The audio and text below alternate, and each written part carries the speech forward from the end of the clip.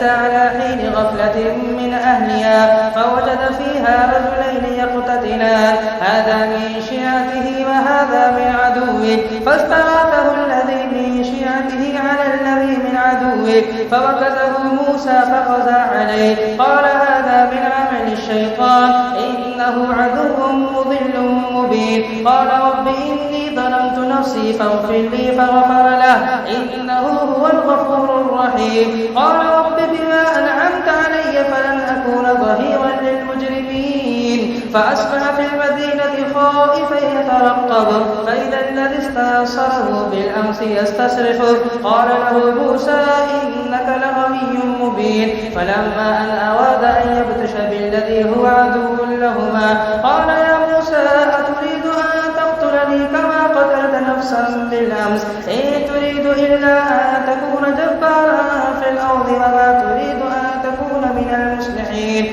وجاء رجل من أقصى المدينة يسعى قال يا موسى إن الملأ يأتمرون بك ليقتلوك فاخرج إني لك من الناصحين فخرج منها خائفا يترقب قال رب نجني من القوم الظالمين ولما توجه تلقاء مدين قال عسى ربي أن يهديني سواء السبيل ولما ورد ماء مدين وجد عليه أمة من الناس يسقون ووجد من دونهم امرأتين تزودان قال ما خطبكما قالتا لا نسقي حتى يصدر الرعاء وأبونا شيخ كبير فسقى لهما ثم تولى إلى الظل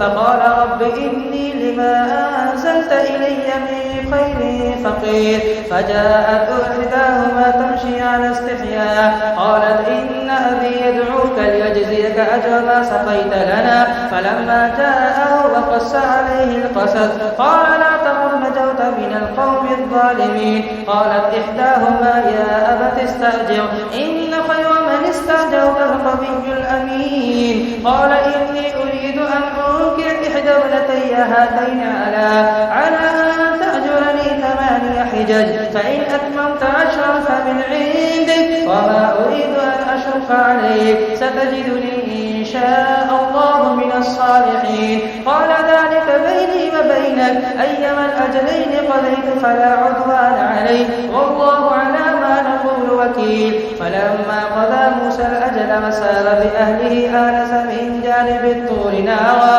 قال لأهلهم كثوا إني آنست نارا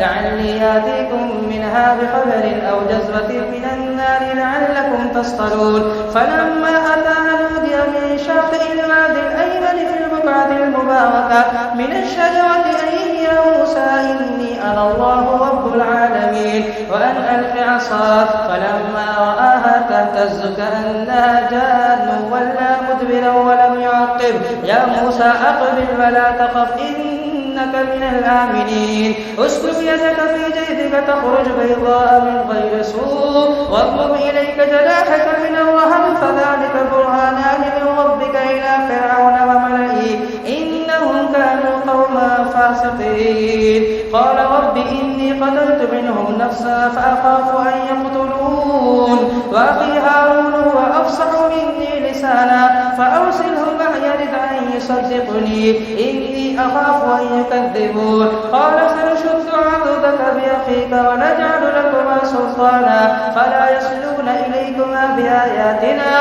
أنتما ومن اتبعكما الغالبون فلما جاءهم موسى بآياتنا بينات قالوا ما هذا إلا سحر مفترى وما سمعنا بهذا في آبائنا الأولين وقال موسى ربي أعلم بمن جاء بالهدى من عندي وما تكون له عاقبة الدار إنه لا يفلح الظالمون وقال فرعون يا أيها الملأ ما علمت لكم من إله غيري فأوقد لي يا هامان على الطين فاجعل لي صرحا